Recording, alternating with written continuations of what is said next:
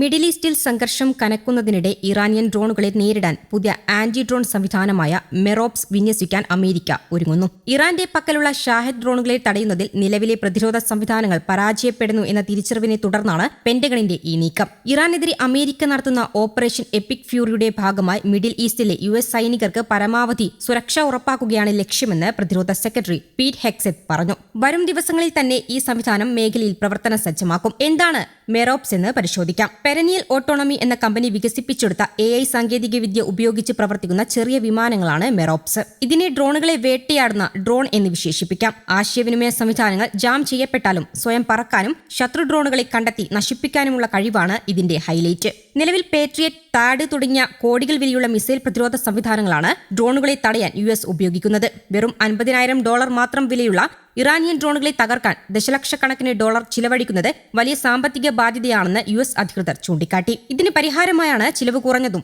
എന്നാൽ ഫലപ്രദവുമായ മെറോപ്സ് വിന്യസിക്കുന്നത്. മാത്രമല്ല, റഷ്യൻ യുക്രൈൻ യുദ്ധഭൂമിയിൽ പോളണ്ട്, റൊമാനിയ തുടങ്ങിയ നാറ്റോ രാജ്യങ്ങളിലും ഇതിനകം മെറോപ്സ് കരുത്തു തെളിയിച്ചിട്ടുണ്ട്.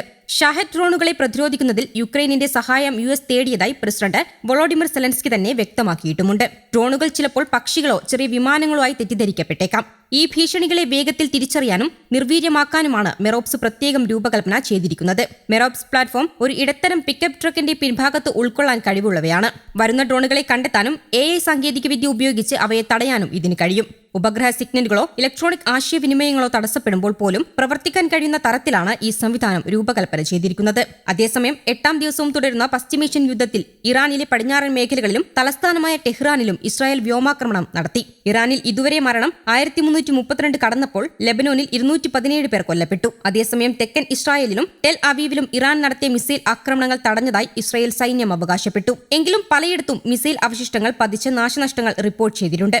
യുദ്ധത്തിൽ നിന്ന് പിന്നോട്ടില്ലെന്ന് വ്യക്തമാക്കിയ അമേരിക്കൻ പ്രസിഡന്റ് ഡൊണാൾഡ് ട്രംപ് അമേരിക്കയുടെ ആയുധശേഖരം വിപുലമാക്കാൻ പ്രതിരോധ കമ്പനികൾക്ക് നിർദ്ദേശവും നൽകി. അത്യാധുനിക ആയുധങ്ങളുടെ നിർമ്മാണം 4 ഇരട്ടിയായി വർദ്ധിപ്പിക്കാനാണ് നീക്കം. ഇറാന്റെ ഡ്രോൺ ഭീഷണിയെ നേരിടാൻ മെറോപ്സ് ആന്റി ഡ്രോൺ സംവിധാനം ഉടൻ മിഡിൽ ഈസ്റ്റിൽ വിന്യസിക്കുമെന്നും ഏതാനും ദിവസങ്ങൾക്കുള്ളിൽ ഇറാന്റെ വ്യോമമേഖല പൂർണ്ണമായും നിയന്ത്രണത്തിലാക്കുമെന്നും white house press secretary Karoline Leavitt പ്രഖ്യാപിച്ചിട്ടുണ്ട്. പിന്നാലെ തെക്കൻ ഇസ്രായേലിൽ മിസൈൽ ആക്രമണം നടത്തിയിരിക്കുകയാണ് ഇറാൻ. എന്നാൽ ടെൽ അവീവിൽ അടക്കമുണ്ടായ ആക്രമണങ്ങൾ പ്രതിരോധിച്ചതായി ഇസ്രായേൽ സൈന്യം വ്യക്തമാക്കി. മിസൈൽ അവശിഷ്ടം വീണ് പലയിടങ്ങളിലും തീപിടുത്തം ഉണ്ടായെന്നും റിപ്പോർട്ടുകളുണ്ട്. ഇറാൻ നിരുപാധികം കീഴടങ്ങണം, അല്ലാതെ ഒത്തുതീർപ്പിനില്ലെന്നാണ് ട്രംപ് പറഞ്ഞിരിക്കുന്നത്.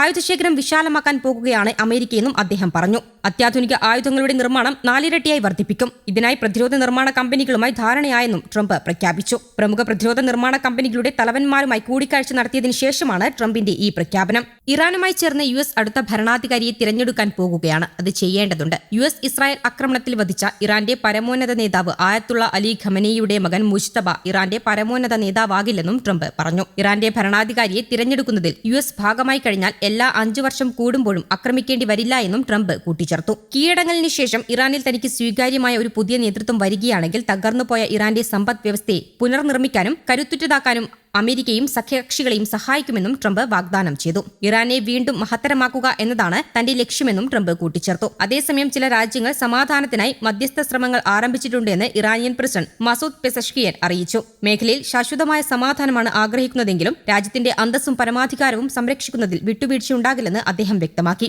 ഇറാനിയൻ ജനതയെ ആക്രമിക്കുകയും സംഘർഷത്തിന് കാരണക്കാരായവർക്കെതിരെയുമാണ് നടപടി വേണ്ടതെന്നും പെസഷ്കിയൻ കൂട്ടിച്ചേർത്തു. News desk Kerala Kaumudi.